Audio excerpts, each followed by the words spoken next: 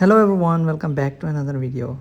So guys, in this video I'm going to show you how to fix if you are getting this error account not in this store, your account is not valid for use Chinese store or whichever store you are getting error. So I'm going to show you guys how you can fix this error and how you can download free apps from the app store. So let's get start the video.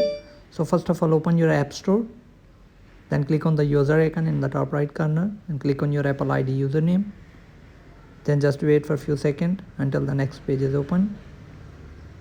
Now click on country and region. Then guys, click on change country or region. Now select the country which you have selected already. Just select it again.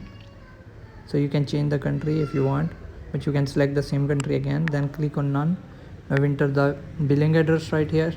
You can enter the fake one, it doesn't matter. Now enter the zip code. You can find it on Google. Enter phone number, click on next.